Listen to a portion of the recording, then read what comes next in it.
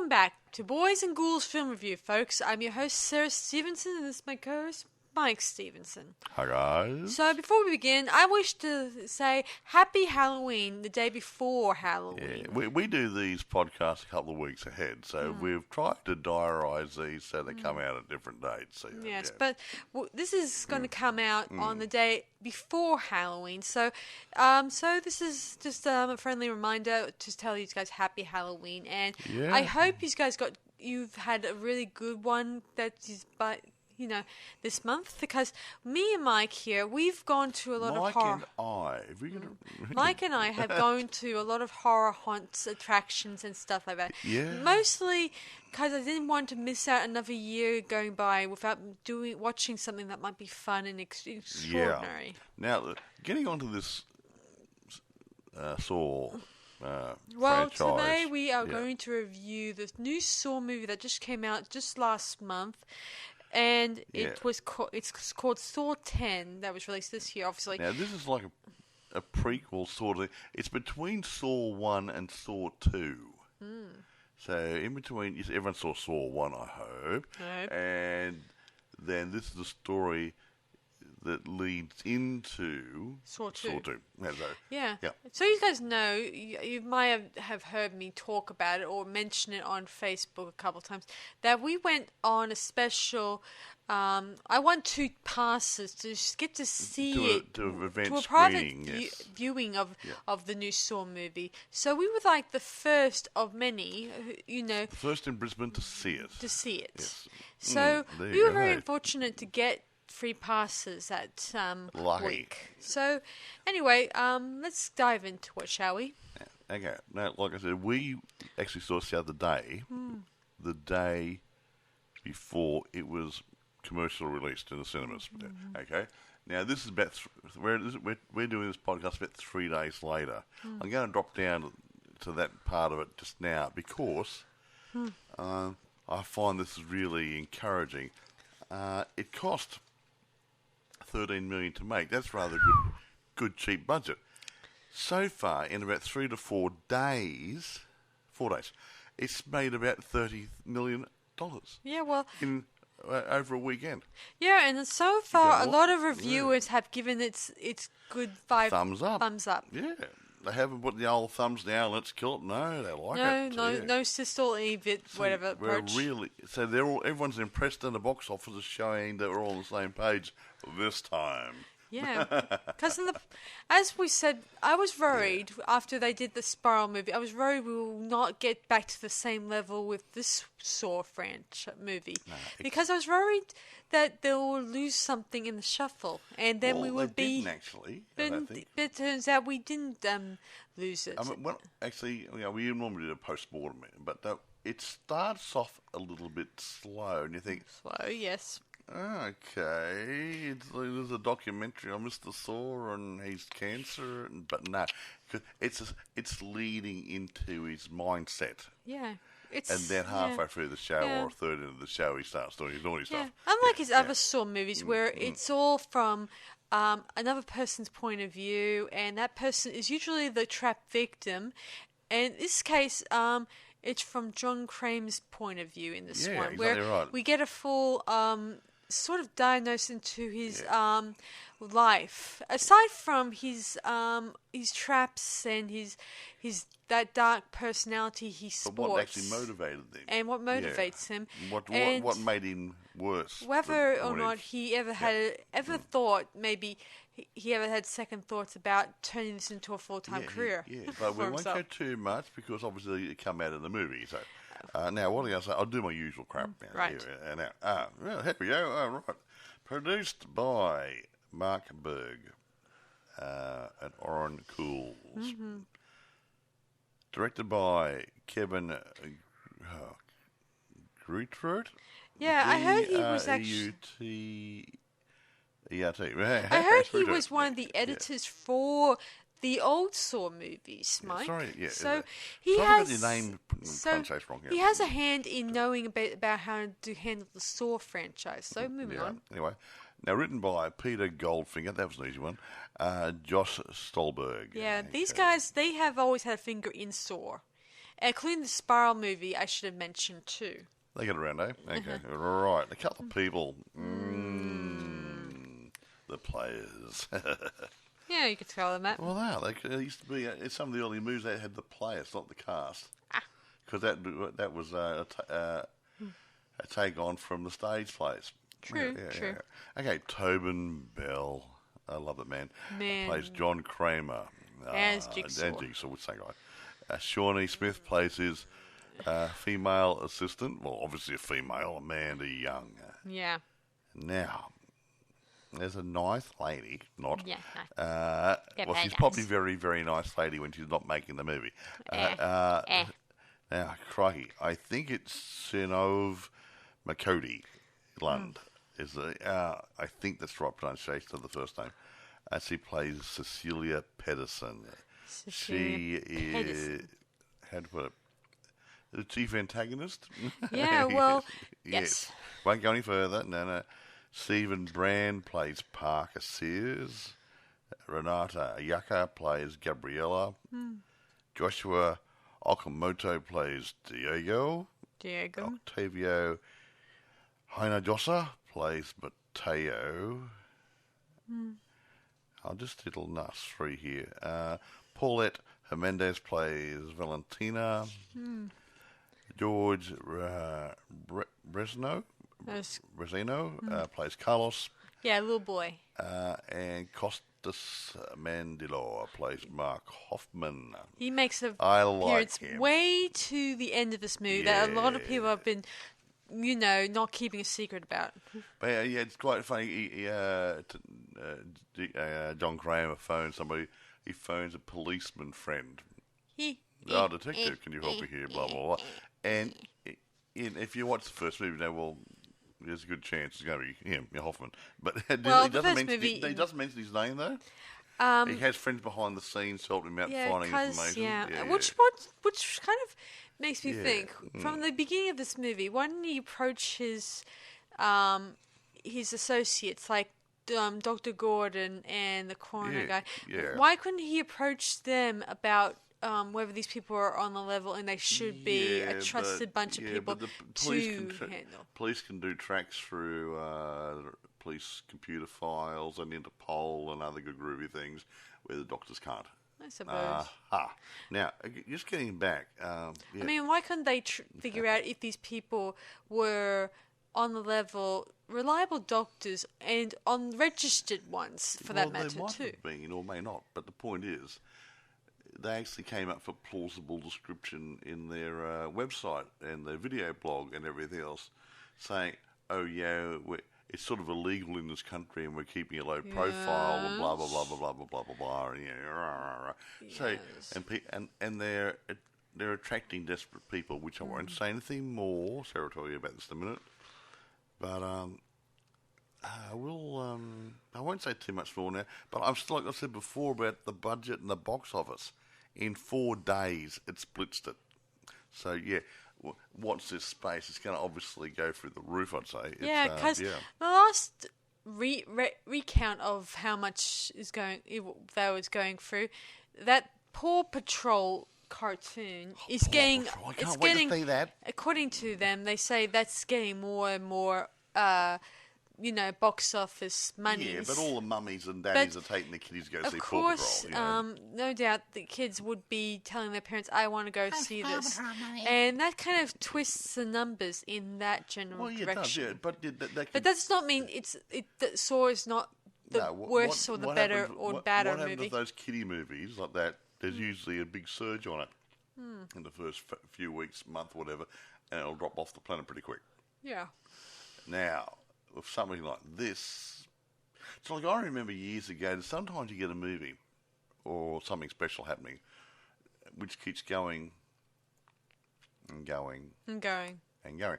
Now, I remember when I was a young man, Woodstock, the big music festival back in 1969, they made a documentary of it, as well as the recordings and whatever, and I saw Woodstock, I think 7 times at the theatre.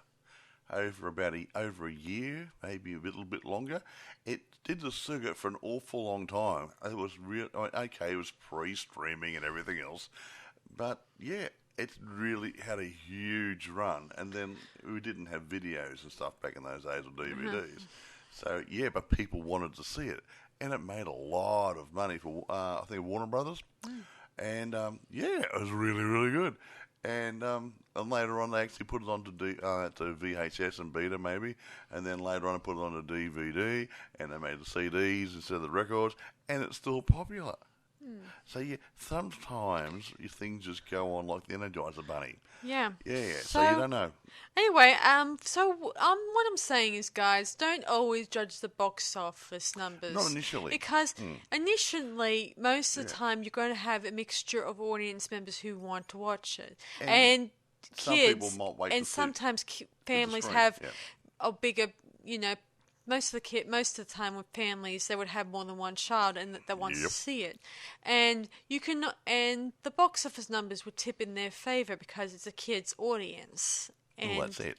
I got 4 kids to take the theatre, not just me. So you got 5 tickets. Yeah. So count the money up. You'll get you'll see the numbers would tip in that direction sometimes. Anyway, do you want to start telling the story before the people get bored? Sure. Yeah, right. So the story begins where we see that John Kramer is getting his special X-ray examination by that weird machiney thing. MRI machine, I think.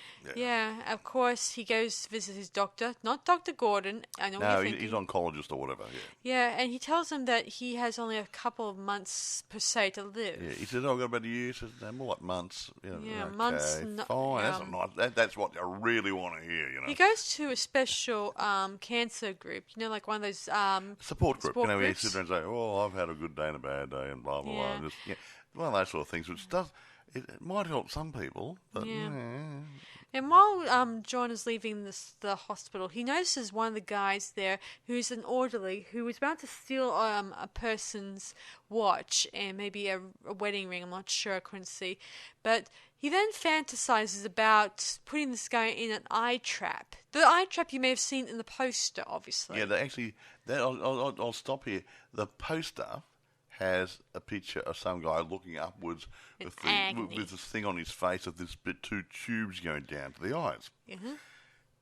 That was never in the movie. It was there as John Kramer's imagination what he would do to somebody, but they never actually did it because he was fantasizing at the moment. Yeah. I'm going to get this guy if he does something naughty, and the guy reneged. He did the right thing, so he said, "Good choice." Yes. So he could have been a victim, and that could have been the way he was going to go. Yeah. Anyway, so enough. He's at a coffee shop or whatever, and then he meets this guy whose name's Henry. I think his name is Henry. Yeah. Who tells him about this new miracle cancer treatment that he was able to apply for, and he cured him of his cancer, and he showed him. He lifted up his shirt and showed him the scar. Yeah. It makes me think of a friend of ours' scar who was on his chest. I mean, a real one, obviously. Yeah, he had a bypass. Yeah. Yeah. Anyway, he tells him about this miracle cure, and he gives him the website to go to. But he said it's not quite legal. It's being done in Norway, Norwegian, and it's not approved in this country. Etc. So you start going, is it real or not? He goes online. He checks out this video of the doctor who's talking about it, and he has a daughter who is saying that she is the one who's sort of doing it under the radar in certain areas. Yeah, and she just happened to be doing it in America, but you got to do it down in Mexico to keep away from authorities. What does that tell you? Anyway, he then sends her an email saying that he's in need of a treatment, and eventually she messages back and says, "Yeah, sure, we'll be glad to meet you and discuss your symptoms and stuff like that." So he heads down to Mexico City, and he gets a taxi, and they go down. He gives him a tour of the place. On his way. On the way, including the fact it's bizarre and creepy history. Yeah, why not? Yeah. For inspiration, hint, Halloween, maybe. Anyway, soon enough, their taxi is pulled over by a very big van who asks the man, John Kramer, who he is. Of course, they put him in a van. It's sort of like Cloak and Dagger. This part of the movie. You put in like close up van so he can't see anything. Put a catching bag over his head so he can't see, making him feel like it's something's going on here. Yeah, and they make it. Oh no, we're just making sure you're the right guys. It wasn't set up by the authorities. Yes. They soon arrive at a nice old ancient building, an old housey and a big one. With a factory in the backyard.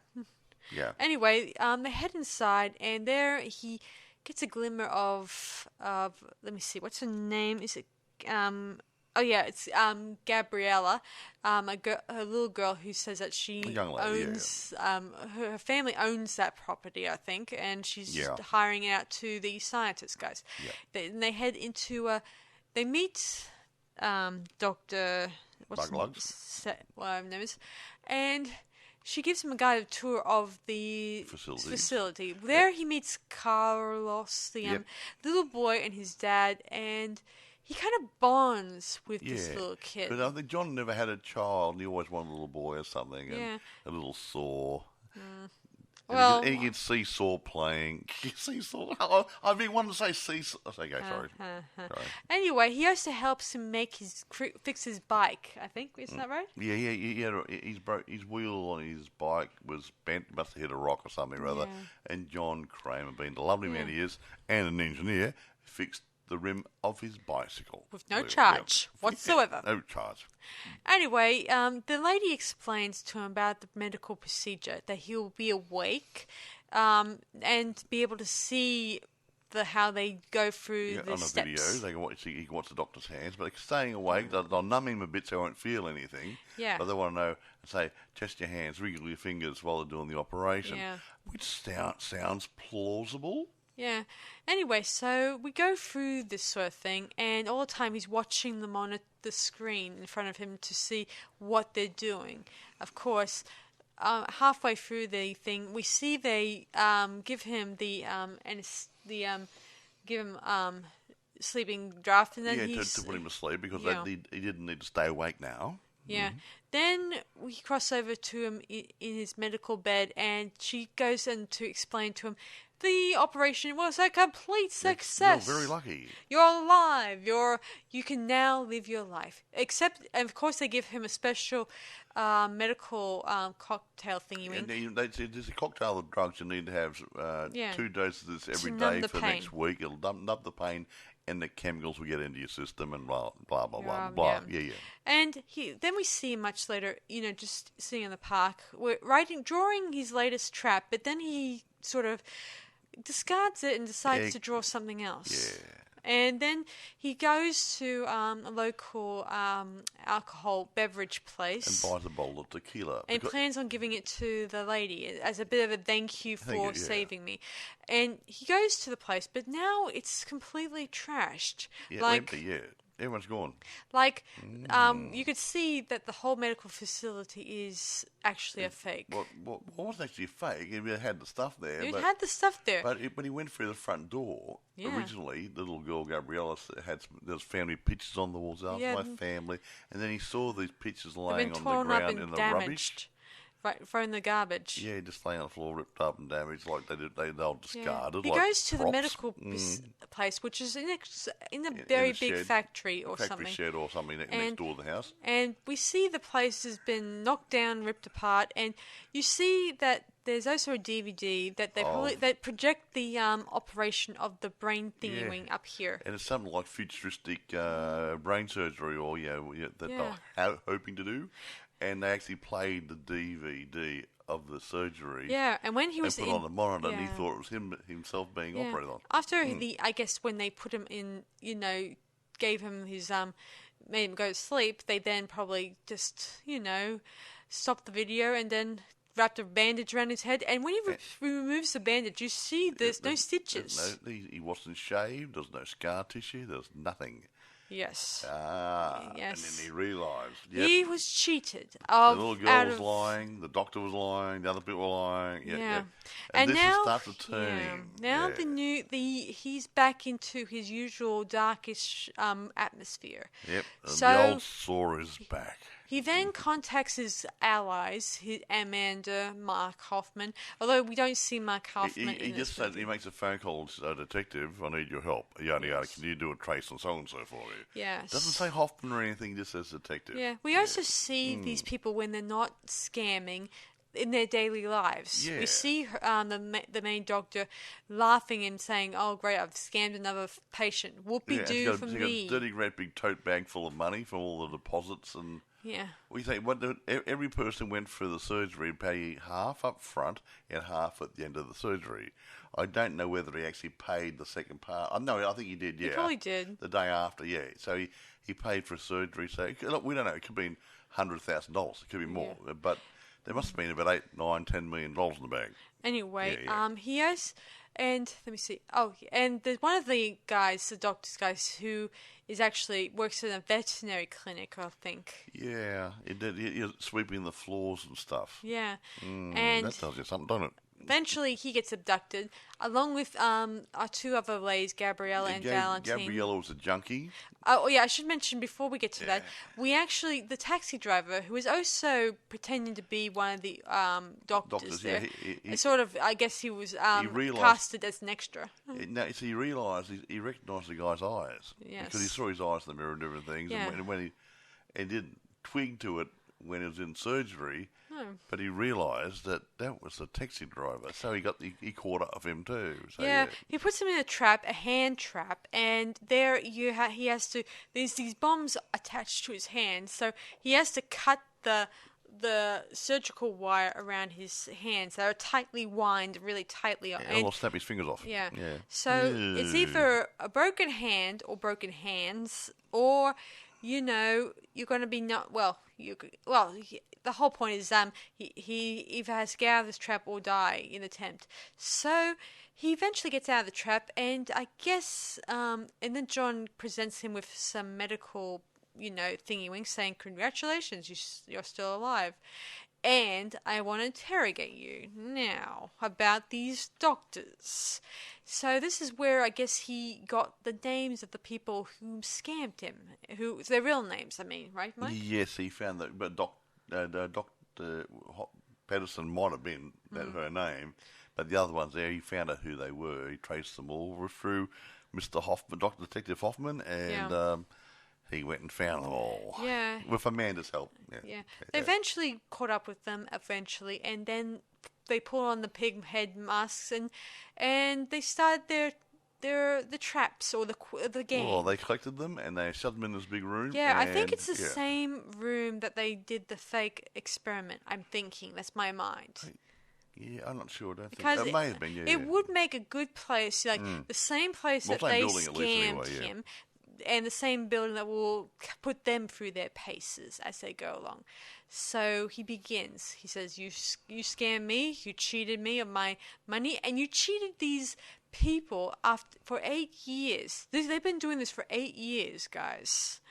They've been scamming so many people, scattering their hopes and dreams of living a longer life with their family and friends, and now that their lives are gone, probably.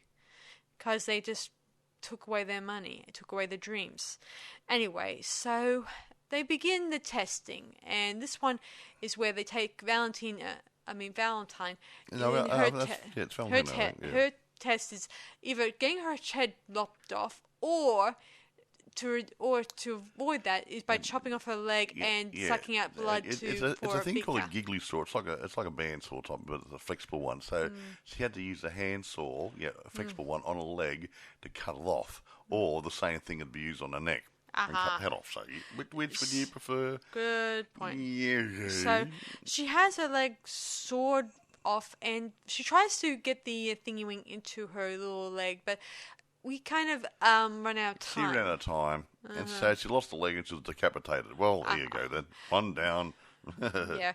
Of course, they notice on the tray, there was a tray in the room with them that has John's jacket, the famous black and red jacket he often carries around in the movies, along with the so-and-so's mobile phone, and she thinks that if they manage to contact someone outside, they could probably get someone to help them, obviously. Exactly. So they having nothing to, gain, they decide to use Valentina's guts, her intestines, to, lasso the cart over to one of them. Of course, the lead doctor gets it, and she tries to phone her love interest, obviously. Well, we don't know who it's going to be. And of course, tell him the situation. But luckily enough, Amanda takes the phone and pushes the cart away from them, further away. However, I should mention the money.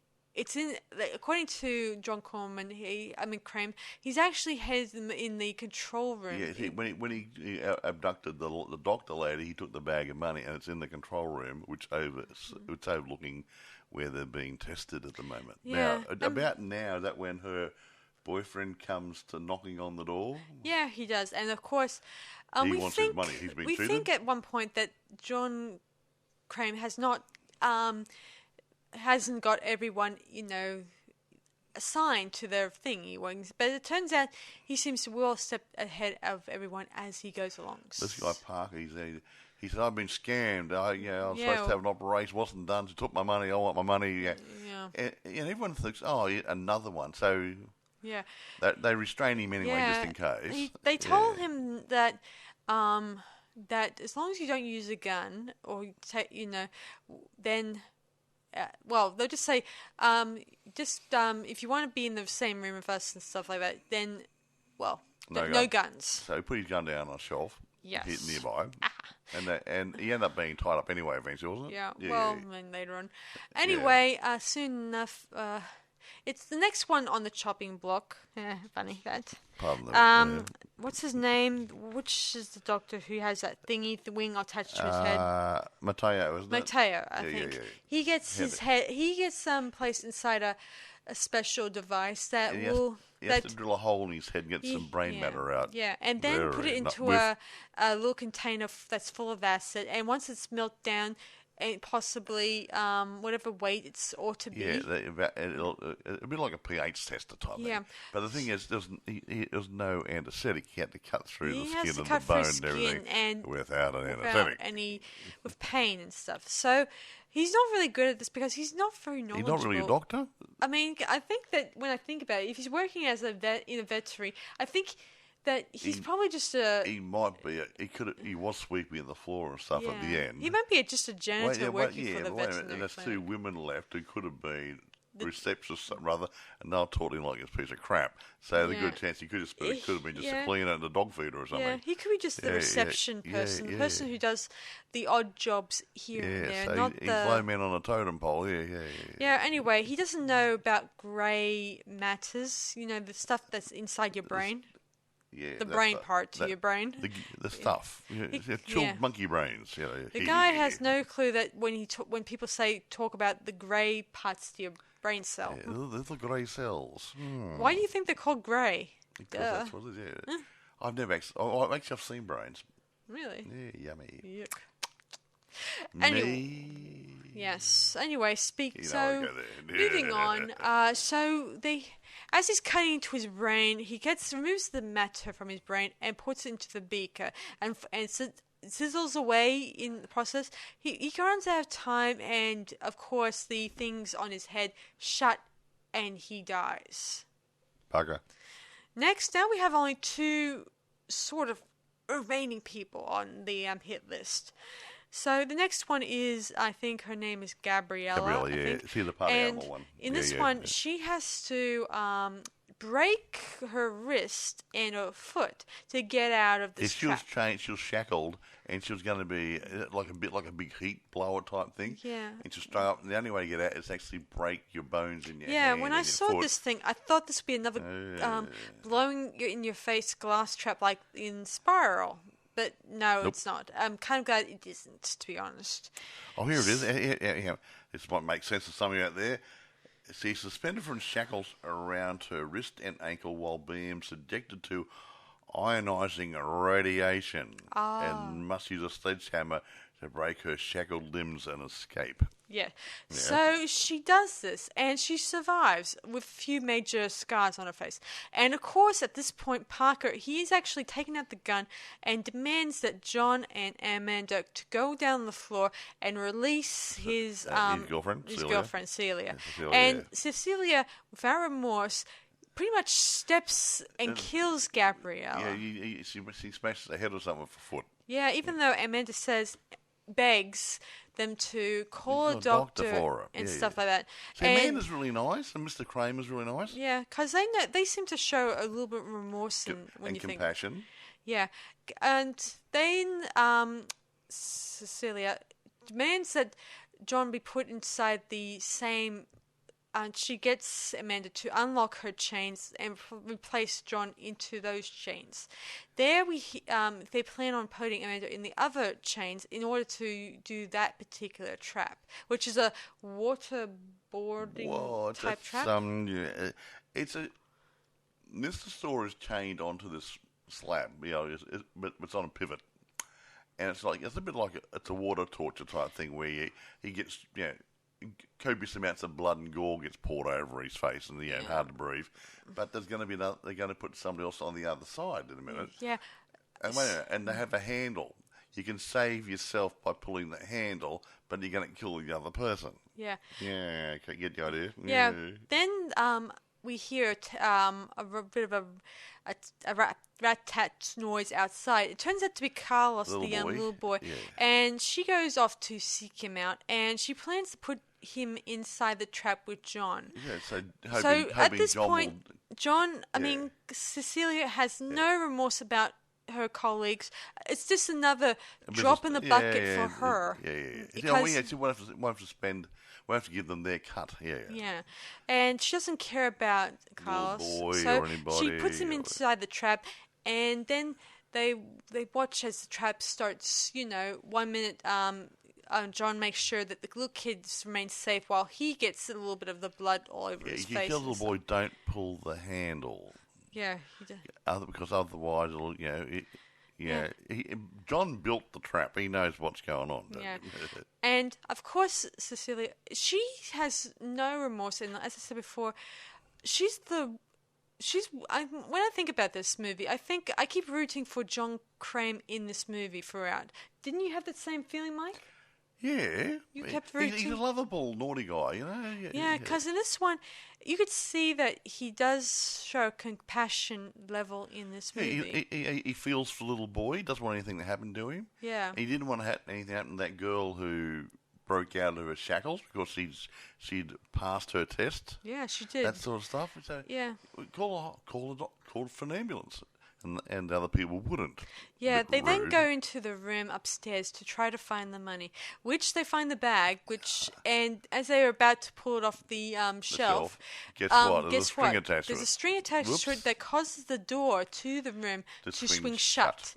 And then sort of sets gears in motion, which allows John and Carlos to get off the torture board, waterboard thing. And also at this point we find out that on the chains there's the little nail that's inserted or screw inside the chain is removable, meaning you can actually take it apart and allow you to get out. Mr. Saw knew this because he made it. Yeah, you get a flashback to several hours ago maybe days ago. Yeah, he set everything up so just in case things went one way or the other, he'd have a way out. Yeah, see, as I said before, John knows how to plan ahead. I was worried for a minute that he would not get out of this trap alive. But here's the best bit. But here's the best bit.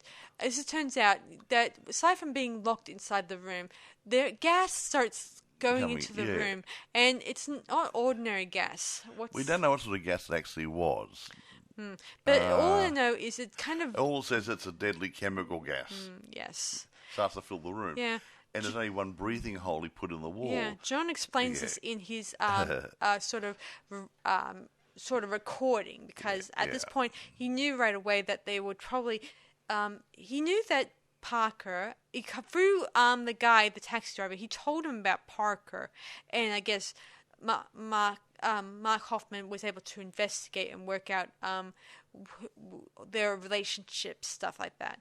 Yeah. And this is where they also got rid of the gun that Parker had was actually emptied. When he was passed out, the gun was actually emptied. Now, what he did, he got the bullets, and he took the firing caps off the shells and put the bullets back in there, so that they were in there. He went clicky, and nothing went on. Yeah, yes. No boom, boom, bam, bang. No, that sort of crap. No. Yeah. Anyway, so they're left. They only have one way of surviving this trap is by going through a little hole, put your head out there that and allows get you some to fresh air. get some fresh air. Of course, there's only one person. So, of course, they kill each other for it. Well, they fight each other. They can't kill each other. They fight each other, and Parker, he gets stabbed. He gets stabbed, and he funny. dies from it. He was warned about it about a few minutes before by John Kramer and a man said, "Don't trust her. She's going to kill you. She'll probably stab you or do something." And guess what? She did. He lost out. He died. Yeah, and while she's heads out the thingy wing, John Kramer and Manda, they're out of their shackles and stuff. And little boys out. Yeah, everyone's and safe. we watch as the timer goes out and the gas distinguishes. But bear in mind, some people have told me that the gas is probably still in there, and it might take 1 or 2 days before it disappears. It'll probably get into her and she'll probably die anyway. But the best part is, John had the bag of money that belonged to Cecilia. It seems it was on the table, the table where his jacket and the I think they phone brought was. it down. I don't know what happened. I can't remember how he got it. Anyway, he gives it matter. to Carlos, and Carlos says thank you, and then they head out the front. You think at this point he would tell Cecilia that game over, like he always does in movies. He should have said game over. But anyway, soon enough they head out the door. It's nice and sunny. This is something you normally never see in a Saw movie, but that's okay. I can let it go at this point. Then we kind of flash the credits, and at this point we get a post-credit scene where we're back in the special the bathroom, the famous bathroom you may have seen in several of the other Saw movies in the past. Remember the guy who told Mr. Kramer about this miracle cure right at the beginning of the film? Well, here's the big twist. He was part of it. Yes. It turns out that the scar on his belly was fake, special effects makeup. A bit of latex and stuff, whatever they use to make the scars. And, of course, Mark Hoffman's with him, and he says, of all the people to cheat, you had to pick John Kramer. And then we fade out there, Well, he has this thing on his chest, which I don't know if he's going to live a clawing machine was like it might actually going to dig its way into his body or something. Yeah. Hint. But we didn't actually see it. Because he's going to give him, I think he's going to give him some scars. He really has. Real scars. Anyway. And I don't think there's going to be a way out of this one. No. Vengeance be mine, saith the Kramer. Yeah, anyway, we then fade out and the credits continue rolling. And it was, it's a really good, fun movie. I wouldn't recommend it for the kiddies, though. I'm glad that this is one movie that the film critics loved. Yeah. And so I'm right up there with them because I was worried for a long time when I watched this. I was going to get a little disappointed, but no, I wasn't disappointed. One person you read a review said, "Oh, it's not anywhere near as good as the first one." Yeesh. One person, but everybody else seems to like it. Yeah, some persons commented that both the Terrifier 2 one and this one, they just said it's not as good as the original. Nah. No, of course not. You're going to find that every single... You can't expect that all the Saw movies are going to be 100% great. It wasn't the same. It was different. It was sort of like, like I keep going back to Star Wars when I talk to you science. When the first movie, A New Hope, and then the second movie, I didn't think was as strong as the first movie, but it was leading into the last movie, which is the Star Wars 6. So it was a joiner-type movie, but just another continuation of the story. Yes. To making up for the climax, the bigger climax in the third movie. Yeah. Okay, now some. Let's take a Stuff. look at the reception. I would love to hear their little five words about what they think about Saw, the 10th movie. I want to hear their thoughts. She does, you know. Yeah. Okay. Critical response. This will be interesting. Yeah. My favourite, Rotten Tomatoes. Ha ha ha. Fingers crossed. 85%. That's not bad. That's For not them, bad. it's not bad. But, yeah. Of the 85% of the 98 critics' reviews are positive. Sweet.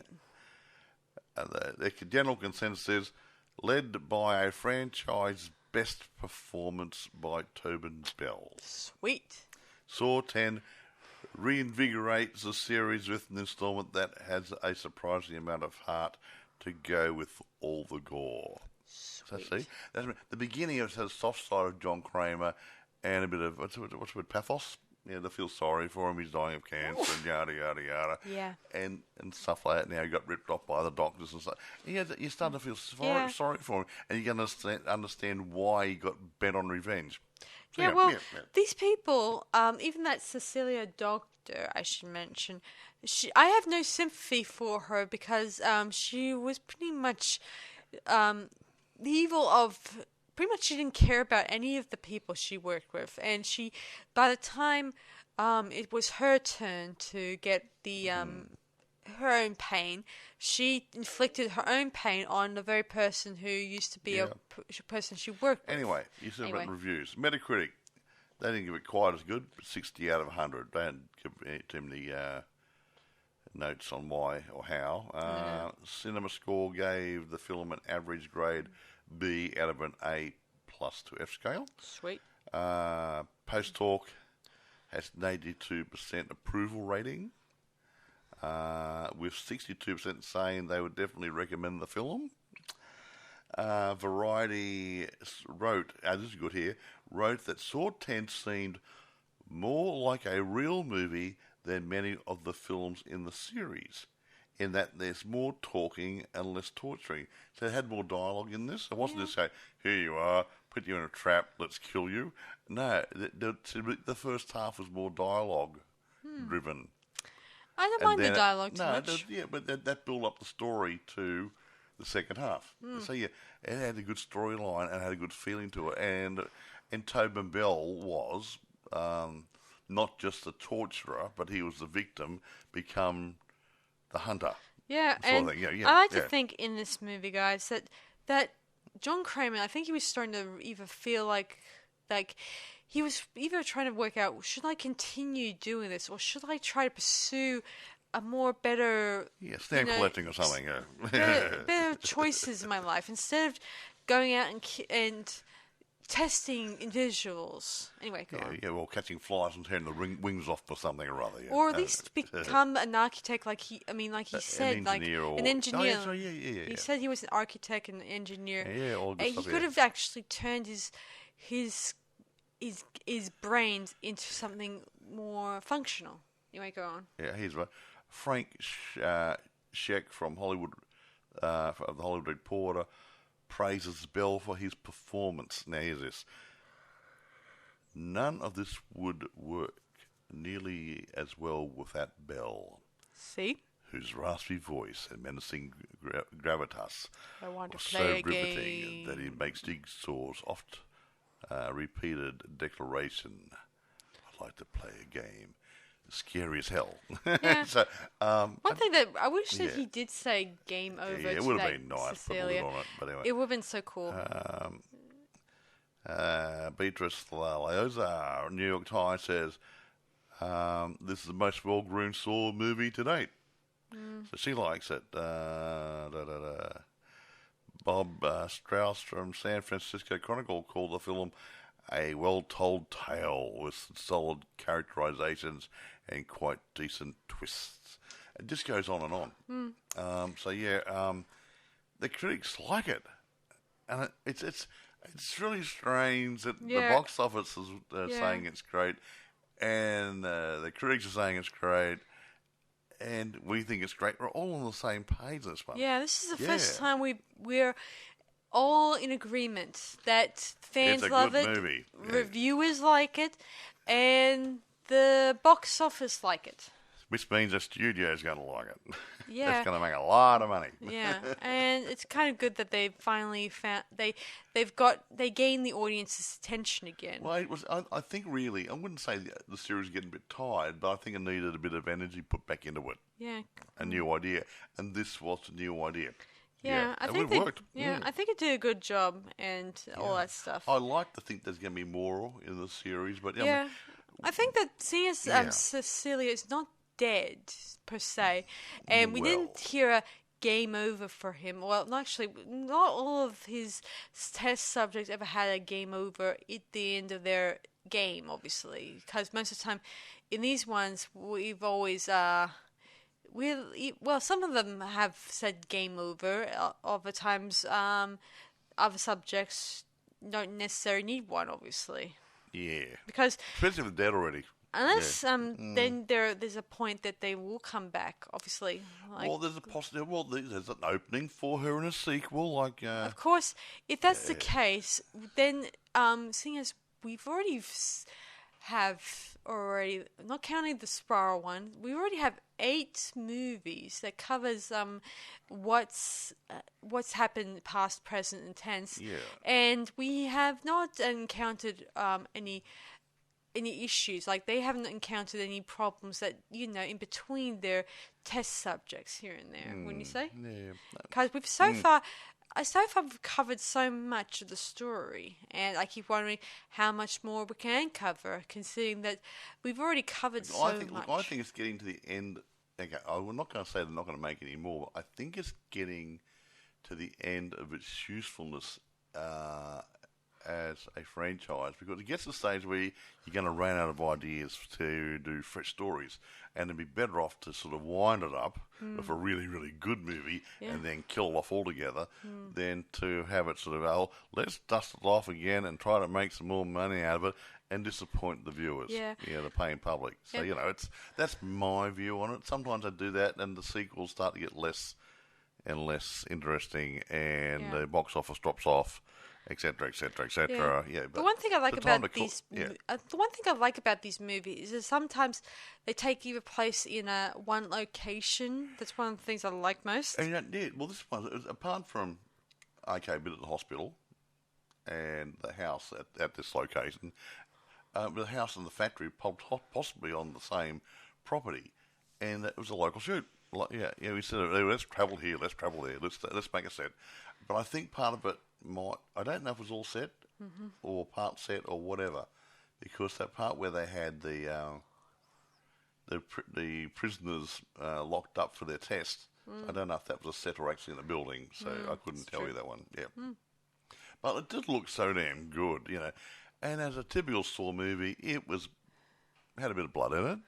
Yeah, well, you can't remove the blood. No, you don't want to move that. That's a bit more blood, And it's really good, and it came together really good. And like I said, it starts off slow, but it starts off slow because you think, oh, poor Johnny Kramer, he's dying of cancer, only got a couple of months to live, and yada yada, and all of a sudden, someone screws him over. Yeah. And then here you go, game on, Yeah. Anyway, so moved into it quite quickly after that, Yeah, I kind of agree. I mean, I was worried for a bit there, guys. I mean, I was going to okay, what are they doing here? You're going to be sitting here reading a newspaper, smoking a pipe, having a couple of drinks. Yeah. And, we also see how he is outside of his Saw world. Yeah, I mean, usually he's a nice man. Yeah, he lives in nice accommodations, not completely grubby, as I assumed he would probably be living in one of his factory buildings. He lives in a normal place, condominium, something or other. Or what do you call well, remember in the one he was living in with the couple that next door who were having problems. Yeah, he had a house one stage. Yeah. And they were very accommodating with his cancer treatments, and then one day the wife of that neighbor took their child's life, stuff like that. Yeah, and blamed her husband. Yeah. So she was responsible for killing a child and a husband who committed suicide thinking he killed his child. That's another prequel to Saw that I like, the Jigsaw one. I mean, some people don't like it, but I think it's pretty good because it still manages to surprise me. Because that one was a bit of a prequel. At the same time, you think it was somehow John Kramer still alive. A lot of the creators are regretting their decision of killing off him in the fourth movie. Well, if you're dying of cancer, you can't go on for 10 or 15 years. Okay, but you have to go. With his absent, it kind of makes out that he's not dead. He's still around. He's still doing the spirit of John Kramer. He's still, putting his subjects in test situations. Yeah. So, but he's left a legacy. Yes. His neophytes are doing it for him. Ha ha. So the apprentices, if you will. He continues to sort of be immortalized in these movies. So he's not dead. Not to the audience. Not in the least. He's still out there, testing his subjects, putting them through their paces, and getting his followers to abide by his demands, stuff like that. Exactly. Anyways, let's kill it. So that's I the can't Saw say where to movie. get it because it's still at the theatre. Yeah. Okay? By the time, I guess by this month ends, I think it's probably going to be getting distributed by. No, it depends when they decide to release it for. Maybe by Christmas, I don't know. By home media. No, if it's going really strong in the cinemas, they might delay it for another couple of weeks or a month. But eventually, one would think it'll be on Amazon, eBay, streaming services, and maybe next year there'll be second-hand shops. And either on Shudder and Netflix. Yeah, all these places will get it. Because it's going to be a really top money earner for them as well. So everyone's going to like a piece of the action on this one. Yeah, I agree. So look, this is. I'm going to give us a 10. I gave a 10 to Jigsaw, didn't I? Yeah, you did. I mean, I haven't seen good, solid movies lists for a while. I've seen some which came close, but these are good. Yeah, they're gold. Yeah. Anyway, I'm going to give this a 10.5 out of 10 myself. Oh, she's really good. Well, this has been a while because lately it's been dull. But aside from the Terrifier movies that were we're up there. But I think I do love that we got to see the Saw movie. I mean, it's great to watch. Did you see Saw? Did you? I did again. I got them twice. It's great to see it coming closer to Halloween, and it's great to actually get to see John Kramer meet his match against the person who's just as evil than him. Yeah, but he still won. But at the same time, even after the foot is on the other shoe. The foot's in the other shoe. The shoe is on the other foot. Try that one. It makes out that she's just as evil and corruptive, and John. But she was mean. He wasn't a mean, horrible man. No, Never was. Remember He's just doing payback. Remember what he said in the second movie. He can't condone murderers. He hates them. Yes. So this kind of fits into his philosophy. Yeah, but he puts people in positions where they have a choice. While his apprentices may break the rules here and there because they want to get even with a person or put them through their paces, but at the same time don't always necessarily come on top. Yeah, they bend the rules a tad. Yeah, and sometimes they would put them into John Kramer difficult traps. Vengeance be mine. I'm going to get you. He'll give you a choice. You either play the game or break your leg and have a chance of surviving, or just die. It's your choice. Unlike in the Spiral one, where their traps, they were never going to walk away. From them. I mean, these ones with Gabriella's and Valentine's, no doubt, Valentine's would have mean that she'd be walking with a prosthetic leg for the rest of her life if she survived. And the same I could say for Gabriella, who would have to have a few major skin grafts things in her face to live and try to live with the scars here and there. But of course have to no doubt, I imagine her hand and her leg may It has to be heal. reconstructed, maybe. And Well, maybe just have a maybe. crippled foot and a crippled hand. And as for Mateo, he I'm had a not hole in his head. sure if they got a doctor in there in time. Maybe there's a chance he would survive. Maybe not. And Cecilia, well, tough. Cecilia, she's a no-brainer. She'll never. I think she'll be gassed. She wouldn't. Or starved. Yeah. If no one knows the building's there. That's what I was thinking, guys, too. Yeah. I think seeing as that building's abandoned and no one knows about what's going on, and there's no chance of her contacting her for help because she already contacted Patrick, and so Patrick probably didn't bother to phone the police or any other possible places. Considering they said they didn't want to call an ambulance earlier to save Gabrielle from dying and stuff. Yeah. So considering that these guys are criminals, they don't really want to be caught. They could easily go to jail for illegal scamming the public. Exactly. Which makes me wonder, if you were doing it in Mexico, do you think that the laws would be lenient? Not Mexico. I mean, no. Mexico. They're supposed to be in Mexico. Okay. Right. Actually, it was filmed in Mexico, really. It's actually supposed to be in Mexico, over the border. It depends on what the laws are in their country. Now, I would say, at a rough guess, it wouldn't matter too much. I think most countries have similar laws. But they may be a bit more lenient based on the fact that they didn't attack anybody, any Mexican citizens, maybe. Yeah. You see? Yeah. Maybe they might be able to go, okay, we don't want you out of here, but extradite you to the US of A and have you tried and sentenced up there. I don't know. And consider the fact that once they did the operation, they just disappeared or go to a different building or different structure. Well, they'll relocate because, and possibly her name may not be Cecilia Pedersen. Yeah, who knows? Maybe Mr. Pedersen doesn't have a daughter. And maybe it's all a scam. From even Dr. Pedersen, her daddy might not really exist.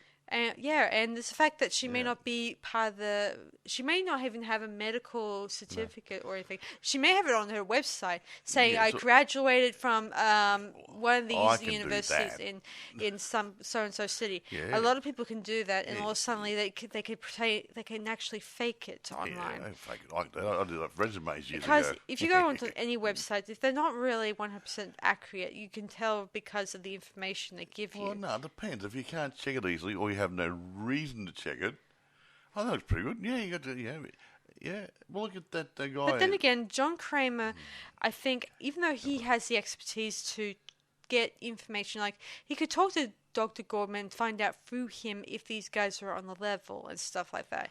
He's a doctor, after all. He knows his competition. He knows who to talk to about this stuff. I reckon he should have done it first, but then we wouldn't have had the movie. Or maybe the fact he was so desperate to live, get a cure, and was going to any lengths, he decided to listen to a person from his group and it's supposed to be illegal, so maybe Dr. Bugalugs didn't know about it anyway.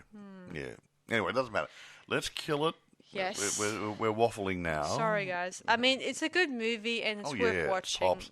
I would highly recommend this. Actually, what I would suggest, I like doing this, revisit number 1.